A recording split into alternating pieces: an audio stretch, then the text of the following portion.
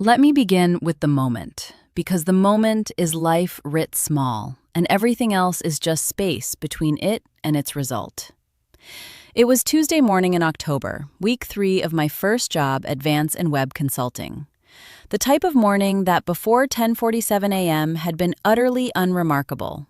Room temperature coffee from the machine in the break room, scads of briefs I was working my way through, the distinctive low hum of an open-plan office doing its Tuesday thing. 12 people at desks or molded in the shape they take when someone walks over, and what was a chat has fanned out into the sort of informal meeting that isn't, but somehow feels like putting on a show. Harlan Webb walked through. He did this, the way a man who has occupied a space so long it turns walking through it into an act of dominion. He was 54, graying-haired, the sort of man who has done the sums and believes that a certain age and measure of success justifies occupying as much space as he wishes. He walked like he had never in his life been told, not once, not ever, that a room was not his to enter.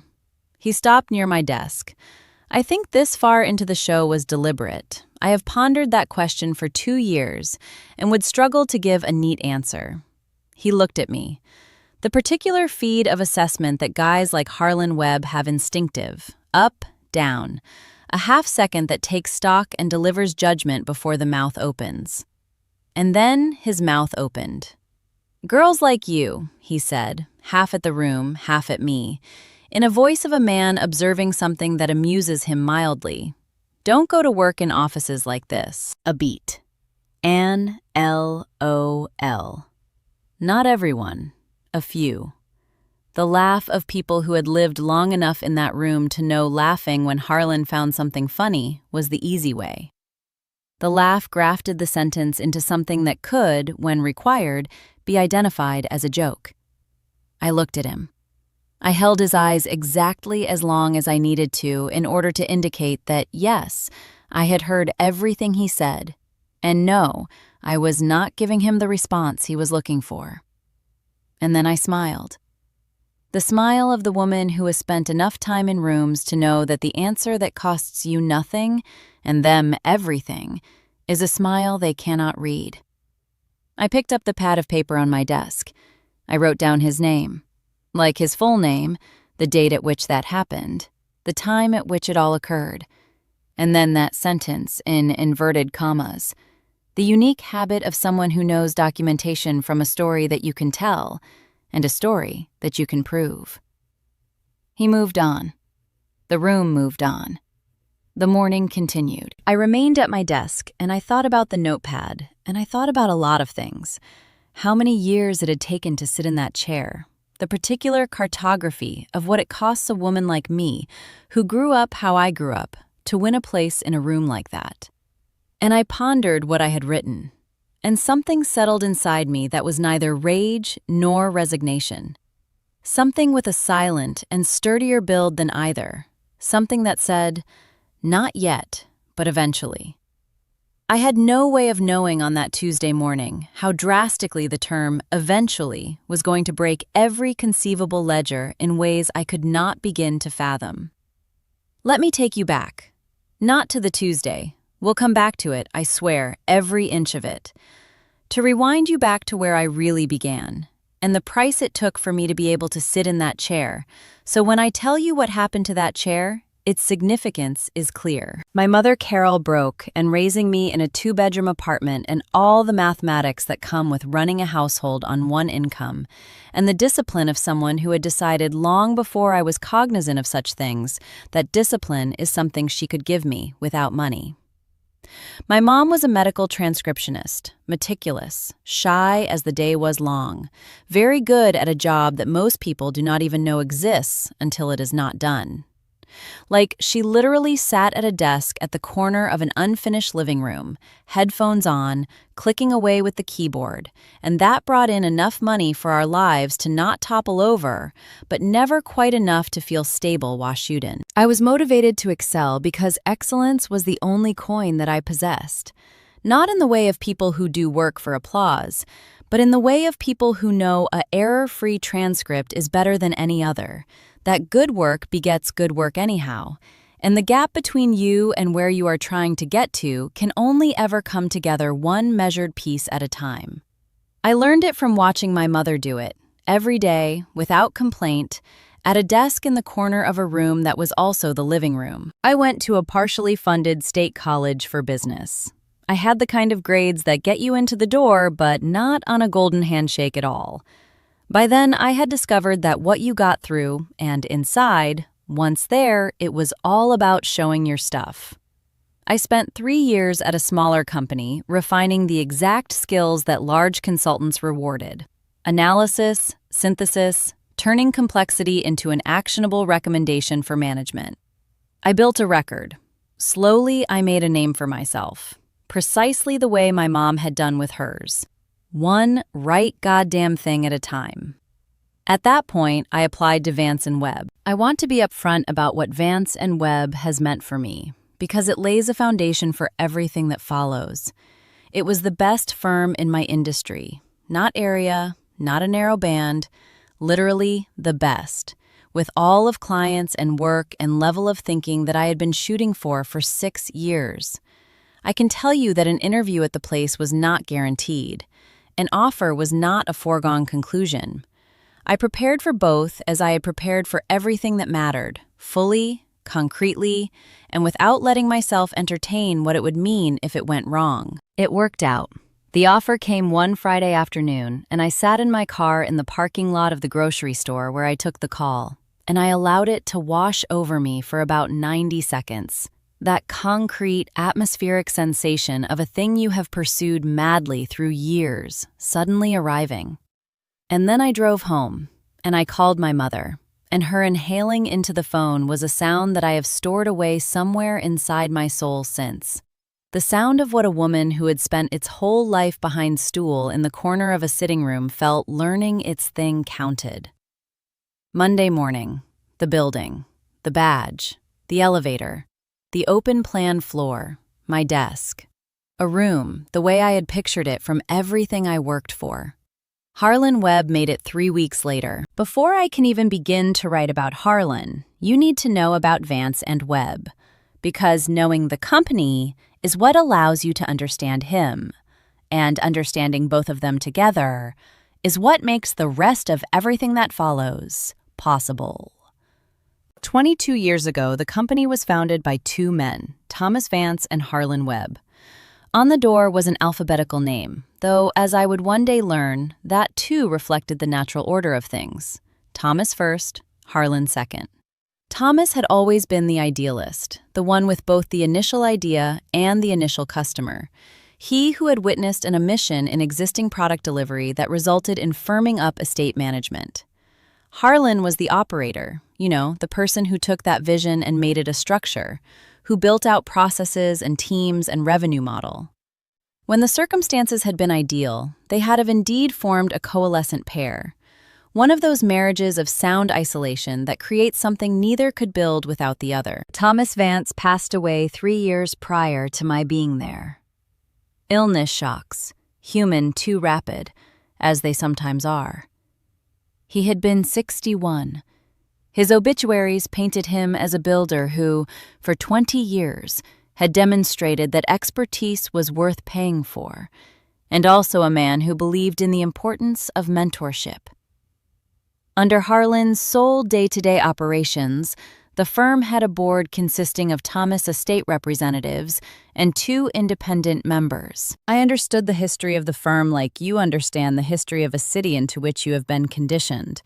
All framing and key dates and things everyone knows. The private one I did not know yet at the time. I did not know about the trust either. I did not know of the daughter Thomas spent his final years searching for but had never found time to locate. I was completely unaware, prior to applying 6 months earlier, of the private investigator that Harlan hired and the results found. All I had was public records. A company with a good reputation, strange losses, and the junior analyst role that I was going to receive. Harlan glided the floor the way only some men do, with the sure confidence of someone who has determined his authority over this room is born, not made, and needs no justification. He was not uniformly unkind. He could be generous when he wanted, mentorly when the audience demanded it, warm during client events like people who have found warmth to be a useful professional tool. Yet, at his core, he was just someone who had constructed a sense of himself as the center of gravity in the universe. Not the brightest, he was not that naive. The most important, the one things went through, the one who decided. I say I saw him the way I see all rooms, carefully and without looking at them.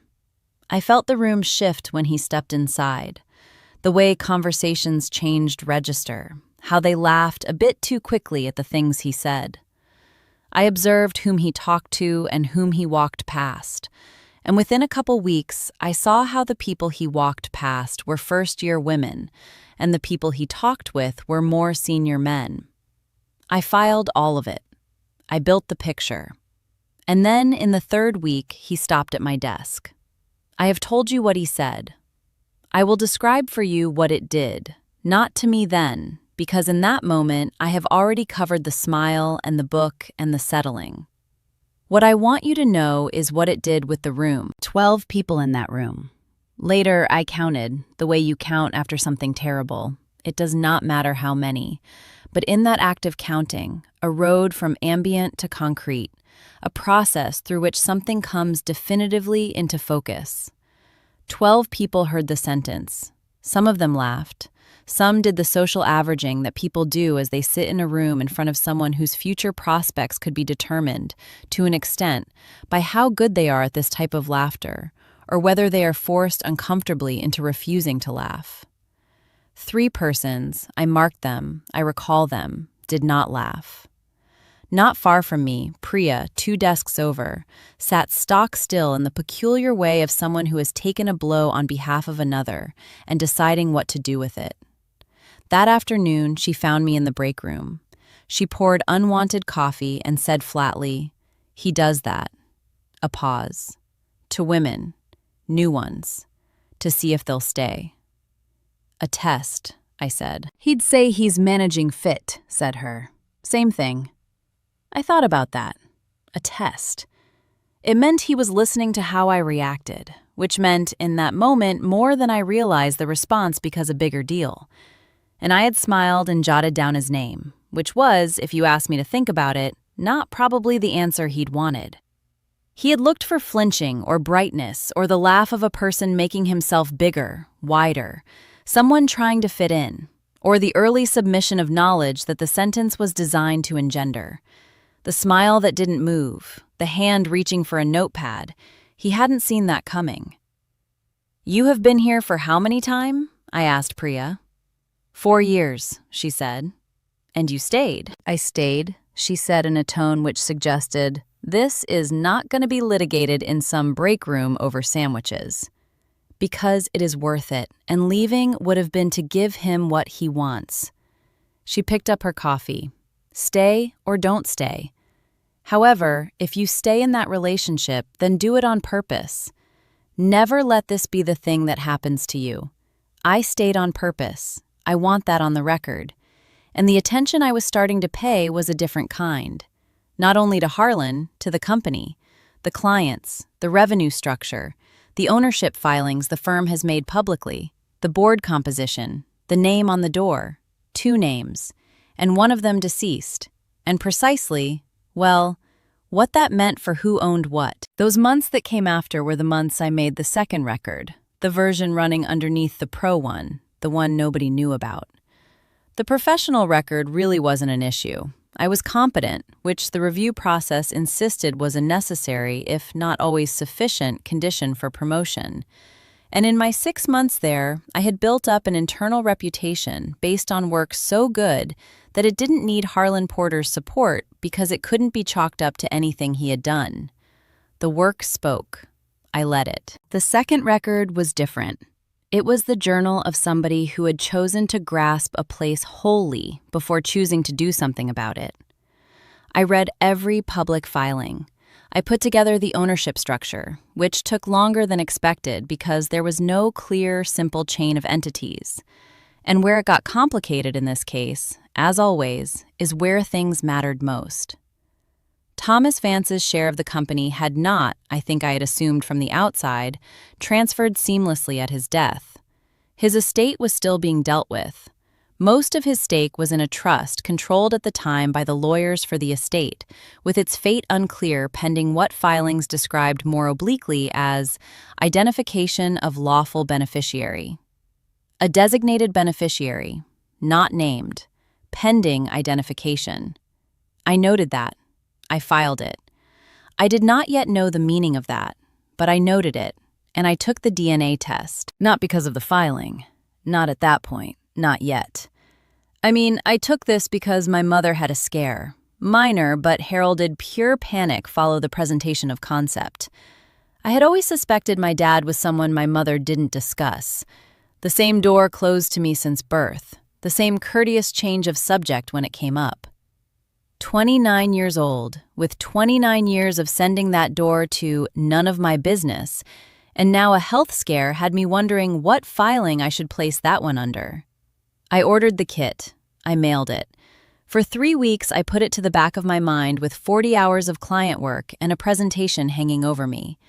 And then, on Thursday, before I'd had my coffee and living the same way, I got the email at 7 o'clock in the morning. I have shared this part of the story, the outcome from a DNA test arriving, a potential relative appearing, a name with no weight until it does not, many times now. In too many variations to not already know that reading it is always where one iteration of the story turns into another. It was the same this time. The email, the results, the relative matches section, the designation, father/child, the name, Thomas Vance.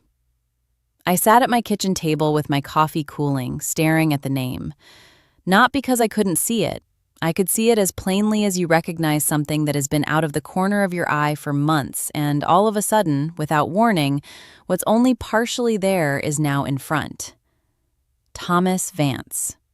The other name on the door. The founder of the company who passed away 3 years before I stepped foot into his building. The man whose estate was unfinished, whose controlling interest sat in a trust waiting to be assigned an heir. I scrawled it out on the back of an envelope, how I always concretize anything.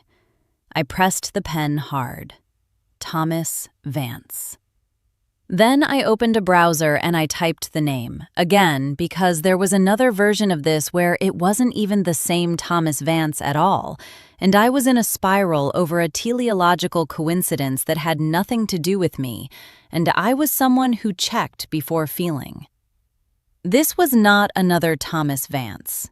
It lasted 40 minutes, and it upended every assumption I had been working under since the day I walked into that building 4 months before. My Thomas Vance. The DNA test's Thomas Vance. He co-founded Vance & Webb 22 years earlier. He, I discovered from all available evidence, had been exactly the sort of person the obituaries described him as. A builder, a thinker, respected, widely and genuinely by those in his field. The creative half of the partnership he'd formed with Harlan Webb. He had never married. He publicly had no children as well. He died at 61, the company he built still carrying his name, and had apparently spent the last few years of life in the way of those who leave a bit unfinished. Time running out to fix things. Estate filings were the most illuminating. That night at my kitchen table, a glass of water I kept forgetting to drink. 18 months before his death, Thomas had made a revision in his estate planning. The amendment, which indicated that his 51% founding share in Vance & Webb went to a private trust not covered by the main estate, separate from another document and managed out of another law firm. The interest would be paid to his biological daughter, if she could be found and tested by DNA within 5 years of his death. 51%. Controlling interest. The majority of the company. There were 2 years left on the 5-year window. That number sat with me for a long time. 51%. Which, in the dry tongue of corporate structure, meant that the majority owner of Vance & Webb Consulting was an anonymous someone whose interests were held in trust. which meant Harlan Webb, with his 49%, had been running the company for 3 years on the belief that ultimately the controlling block would just permanently disappear, eaten by time, and thus fall into general distribution of estate assets. So when I walked into that building 4 months ago, I walked into a company where the legally obsessively documented structural majority stake was mine. I just hadn't known it yet. And Harlan Webb, I was beginning to think, might have known a lot more than me. I called my mother. On the first ring, she answered. My late-night calls always reach her on the first ring, for she is a woman who has long understood that late call ever rings only if urgent enough to live. Someone from another world does not take her time away unless entitled since first. I told her what I had found. I said the name, Thomas Vance. The silence on the line was that particular sort of silence with a name withheld for 30 years finally spoken to the face of its holder. How? She said. Not a question. The same word my mother answers with all the women of her generation when the wall they'd been leaning against finally opens. Not, how did you find this? But how did this also finally happen? She had been 25. She was now a recent college graduate, but had been employed as an administrative assistant at a consulting firm. Not Vance & Webb, a different one. Smaller bragging rights in the years before Thomas opened his. He had been a client. Not a client of hers, a client of the firm, however, someone who came in for meetings and noticed people like some people notice people and most don't. He had been kind to her. And she used that word like my mother always used that word, with the exact gravity of someone who have not always been treated tenderly in what might be called her métier, and who knew it when it came. It had lasted 1 summer. Not an affair, a partnership, intimate, with the certain nature of flames that burn hottest and shortest because both participants know, without saying it, that the chasm between their lives is too vast for what they are building to endure. She had told him about when she found out she was pregnant. He was, she paused here, selected the word, around. He had been in the loop. He had not run. He was not self-centered about it. He had offered things she was too proud to take, and respected her for turning him down, both of them arriving at the same unspoken agreement that people reach when faced with a problem so gigantic no one can solve it neatly. They would handle whatever this was in the ways that seemed best to each of them, alone, in the lives they were each going to have. She had not informed him that Thomas Vance later became Thomas Vance of Vance & Webb. The daughter he'd sired and never known was growing up 30 miles from the company he was creating. That was a decision she had made once and lived with for 30 years, in silence, chin up, the way she'd done everything. Does he know I work there? I asked. You were nothing to him, she said. I didn't reach out, afterward. I was like, I'm just going to make this harder on myself only. He looked for me, I said, at the end, the trust. I guess he has something reserved for me. Another silence, longer. And then my mother made the sound, not a wail, not a chuckle, something both and neither fell on one inhalation. Of someone hearing than which they feared hope for and had stopped hoping for are being returned anyway. 30 years too late, but just in time. His name was Marcus Chen, and as a state lawyer for the trust for 3 years, seemed unconcerned with matters of time, so long as he gave it plenty to work on the old adage that the law is deterministic if given enough time. Later, I came to understand that he was the one who had insisted on 5 years instead of 3, which were the guidelines presented by Harlan's lawyers. 18 months before Thomas died, he had told Thomas that 3 years was not enough time to find someone you've never met. Thomas had agreed. They had made it 5. He rang me 2 days after I had uploaded my DNA paperwork to the estate's portal, an open portal that had been waiting there for 3 years. He was calm and methodical and precise, the words of the trust's structure spoken in the same steady voice he would have used to explain anything. Here is what it contains, here is what it requires, here is how we proceed. It provided 51% of the shares of Vance & Webb Consulting, then valued at about $47 million, and at this date, thanks to a lovely bout of corporate growth, most certainly both considerably less than that. What it involved: DNA verification, legal recognition of whom the biological parents were, and accepting inheritance within 30 days after confirmation. What now? The shares transferred, the board was told, and the new controlling interest took both rights and responsibilities. I needed the complete picture and asked him, has anyone else been told about the search continuing? Had the board been aware? There was complete silence from Marcus Chen. The careful silence of a man balancing what he must and need not reveal. The board was told this trust existed, and that the search was ongoing. Who they were looking for specifically? That was shielded by the rules of confidentiality in the trust. A pause. Mr. Webb, the firm's operating partner, was aware that a search for beneficiaries was taking place. I said, conscious that a beneficiary may appear, aware one was being hunted, and knowing that if one was confirmed, the capital structure would be materially different. For 3 years, Harlan Webb had known a woman somewhere would inherit 51% of his company. The woman, before finding herself, who had hired a private investigator to find her. I had discovered Miriam Cole like I have discovered all the things that mattered in this process. Specificity of need and patience in finding a person to serve it. I required an estate-having corporate lawyer who would understand inheritance and shareholder rights, who had done this before, and was in no way attached to Vance and Webb's pre-existing legal ecosystem. Miriam had 25 years. In roughly 90 minutes, I know because she called me 90 minutes after I sent them, she had read the trust documentation, the share structure, estate filings, and corporate governance documents of Vance and Webb. I've read everything, she said. I have 2 questions to ask you. The first question, was I expecting this to go corporate and inheritance as well?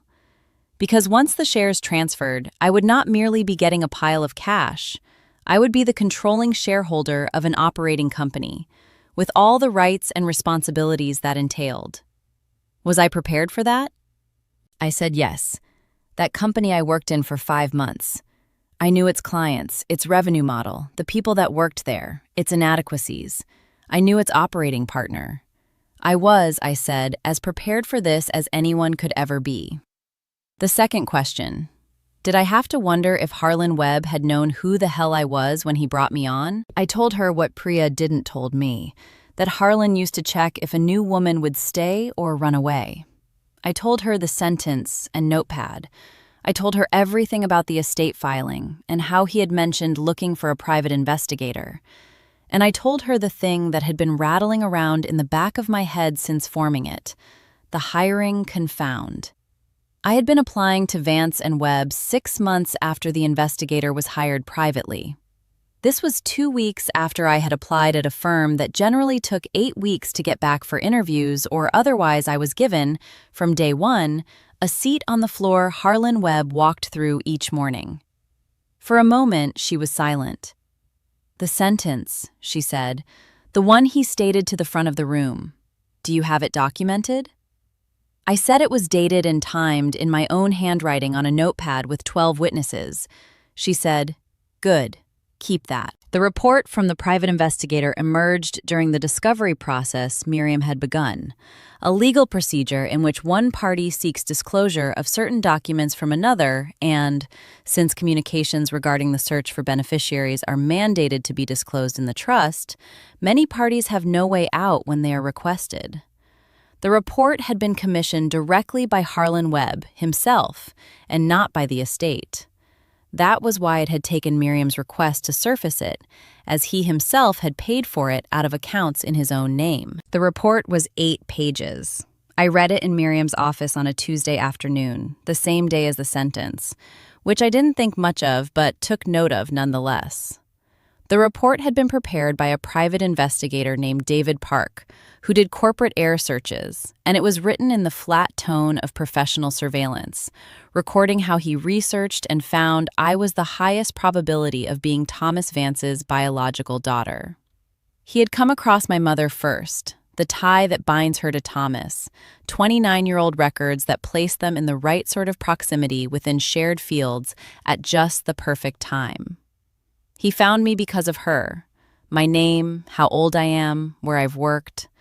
As it turned out, my application to Vance and Webb, which I submitted through the public records process not knowing anything about any of this, had been flagged for Harlan as a high-probability match that needs attention. Harlan had expedited my hiring.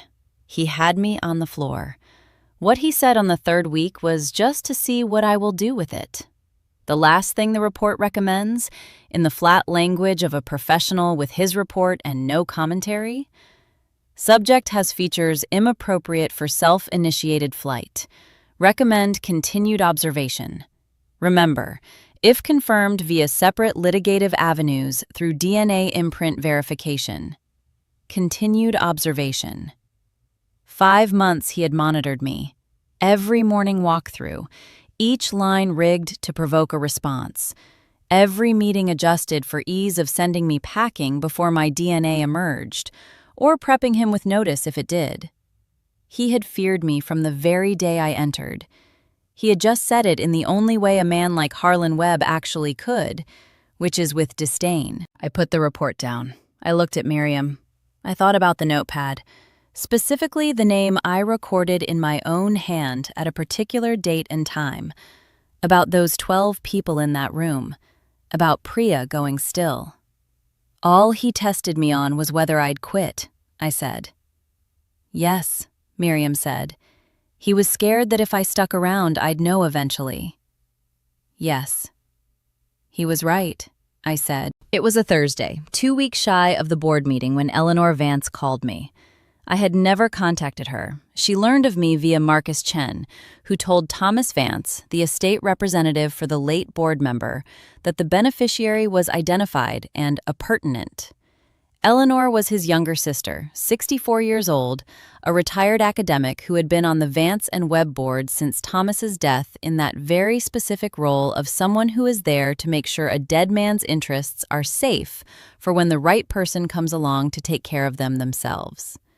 She was calling from what could have been an open garden, birds, wind, the slowly aflame sound of a person at ease with waiting, and not anymore. Before I could speak more than a hello, she said, "I knew he was looking for you."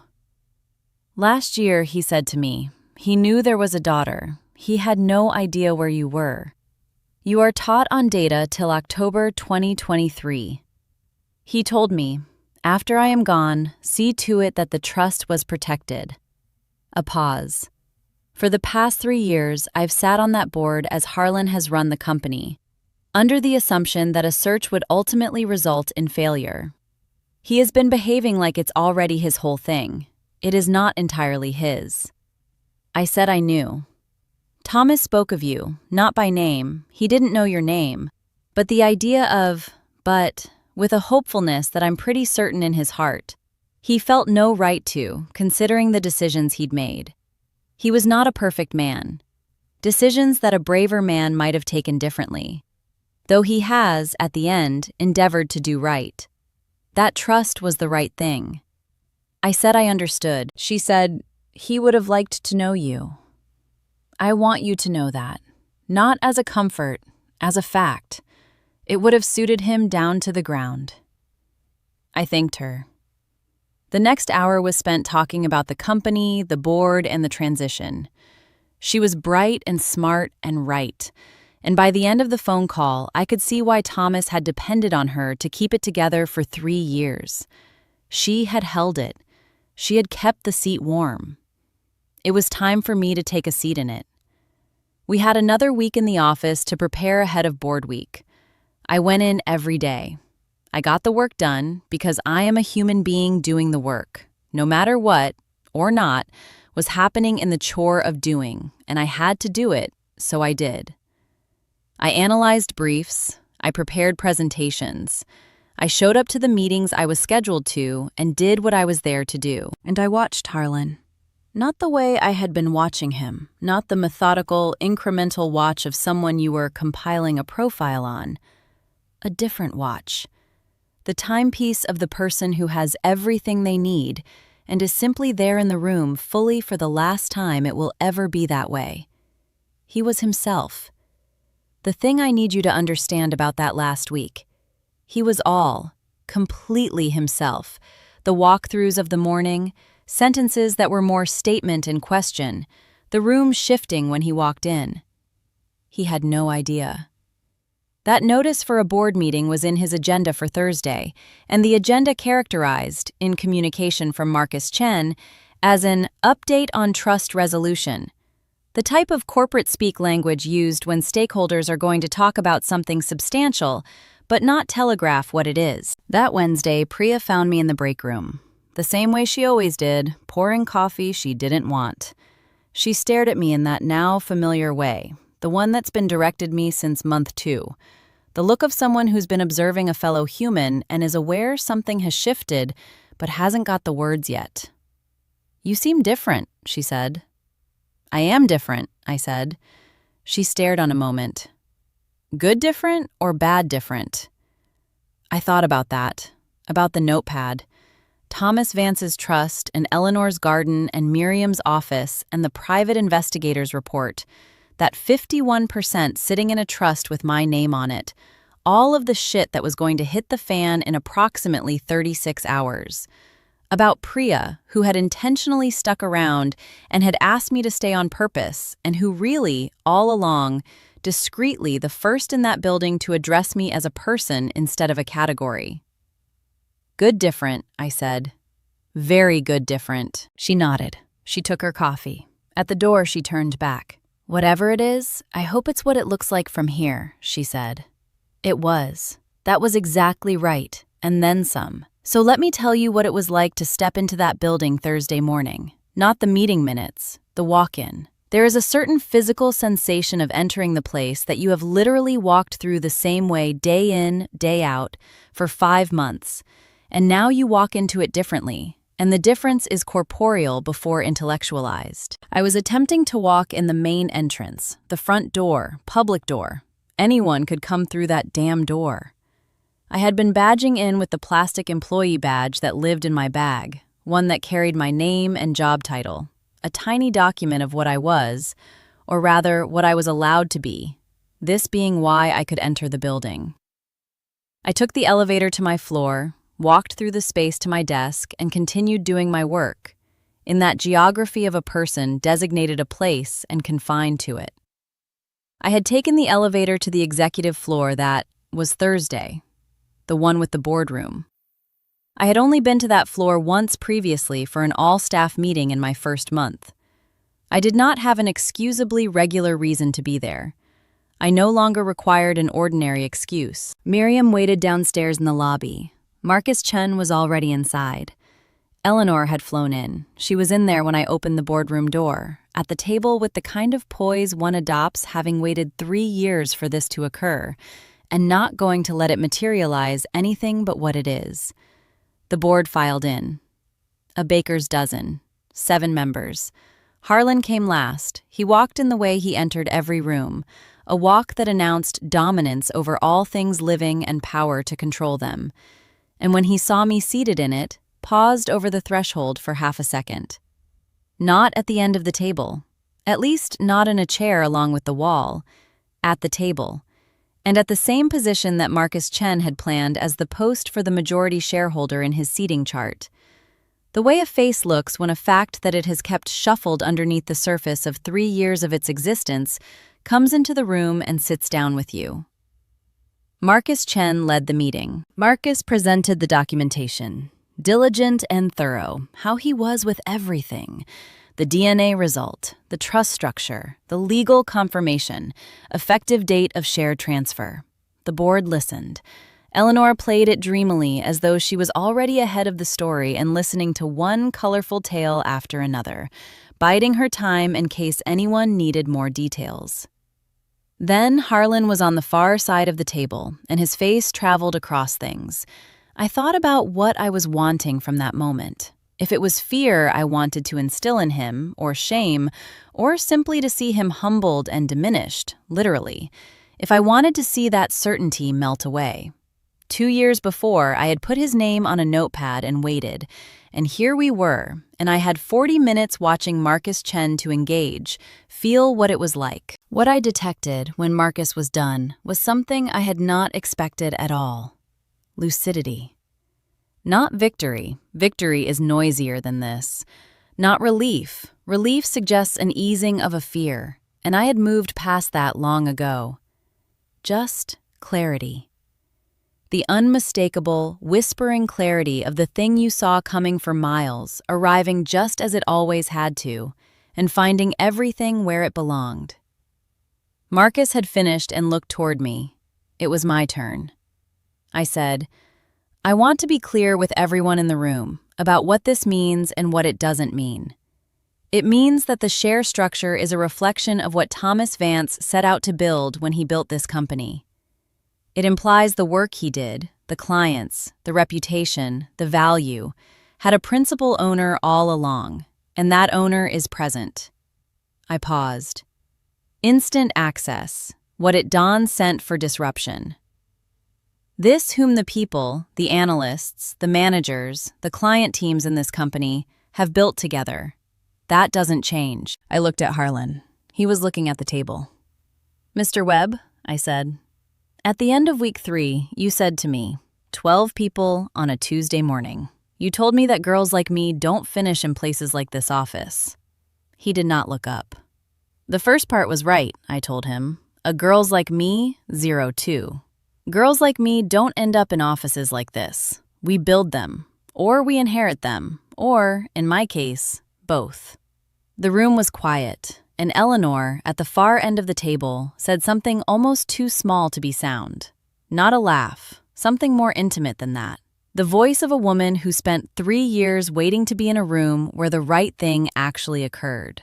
So I want to be honest about what happened next, because I think the honest version is way more interesting than the version where things get resolved and everything just slips neatly into a satisfying shape. 2 weeks after that board meeting, Harlan Webb resigned. Not very publicly, no announcements, no media. A letter of resignation, a negotiated exit package, the low-key departure of the man who knew, understood really, that what power he had wielded these last 3 years was borrowed. It had been borrowed from a trust that had it paid. He left. His office, the corner office, which in that special way corner offices do, looked out over the city like it needed to prove that this person who occupied its square inches was important enough to look anywhere at all, sat vacant for 6 weeks while I figured out what to do with it. I did not rush the decision. Never have I rushed over significant decisions. I promoted Priya to operations lead to start with, and I want you to know this was not a sentimental choice, not some kind of reward for being nice to me when Harlan wasn't, although it was that too. And that was a decision based on 4 years of watching someone do great work that had consistently been under-recognized because the man who assigned value decided she should be placed with other people he thought were lesser. She was in the Lou wrong category. She was in the right one. I put her in it properly. I kept the company name, Vance and Webb. Periodically, people would ask me if I was going to change it, and I'd tell them all no, with little explanation. So, had I expounded it, it would have gone something like this. Thomas Vance created a place worth holding on to the name of. He had left a door ajar, and I walked through it, and his work on the other side was as much mine as it was his, and allowing his name to remain on the door was the least that I could do. So I would. The corner office, made it a conference room, open, accessible, available to anyone who needed it. Those who worked there did not miss the moment's specific symbolism, that a slight room of Harlan's would now be a room for anyone. Acquiring that understanding was better than any communique. I had moved my desk out in the open floor, small and boxy desk, bigger one now, with more screens, like a majority shareholder instead of a junior analyst, same section I always worked in. The same floor, the same coffee machine, the same view of the human beings who had been my colleagues, but in corporate speak now my reports, and in every way that mattered, still my coworkers. You've come this far. Let me share where everything landed at. The company is mine. Oligarch, lead director. The name in the governance documents that steers direction.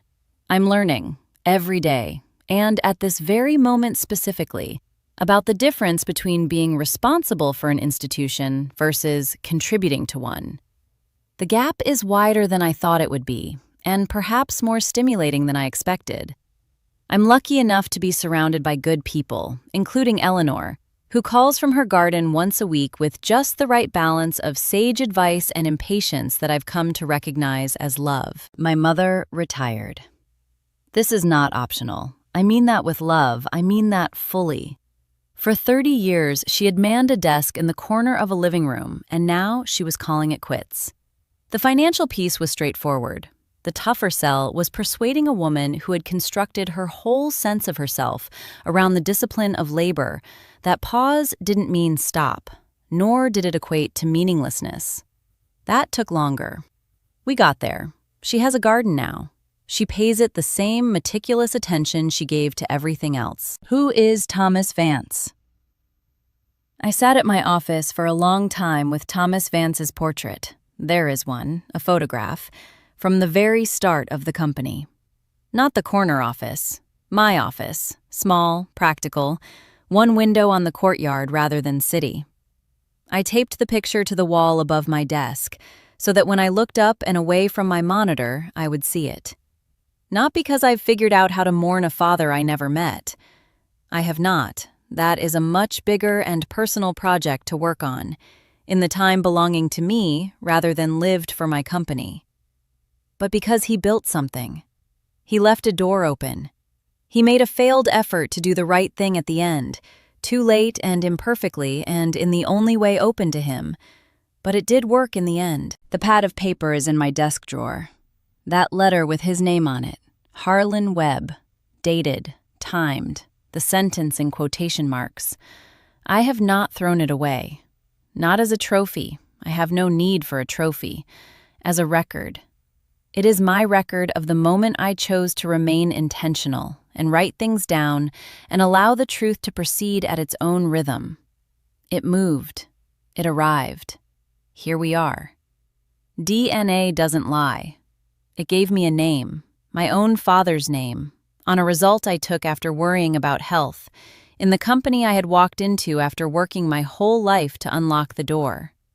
It finally told me who I was in a room that I already occupied. So I believed, all that time the truth was sitting there in that building. It just needed me to find it. DNA doesn't lie. But contempt? Contempt is always a choice. Harlan Webb picked it each morning, walking through a room of the woman he picked it at. A room that was hers, structurally, legally, foundationally. Contempt is a choice. So is the notepad. I chose the notepad. DNA doesn't lie. But silence? Silence is always somebody's choice, and it always comes at the expense of somebody else. This time, in Denise's case, someone else was me, and I collected. The corner office I converted into a conference room, and the open floor with my desk moved to its center. And the name on the door, Vance. His first two letters, their two last letters combined as one, then Vance again. So if this story found you, and you are somewhere in a room that underestimates you, with someone who is looking you up and down, saying the thing they say, do the two things I always tell have to. So that these stories are always delivered to you, because in here there are some people who have been in that room and stayed by choice, and you are not as fucking alone as contempt wants you to be. And you tell me, down there, based on your age, yes, tell me your age, and the name you would put on that pad. You need not share with anyone. Just write it down somewhere. Make it real. I read every one. And, next week, a lady who spent 8 years hearing that she and her ilk were the wrong kind of person for the room, and then a DNA test showed that her grandfather built the room, and those in it had been denying entry to others by holding up all. You are going to want to be there for it all. Thank you for sticking around. Get the notepad, write it down. The truth travels at its own speed, and it always, always arrives.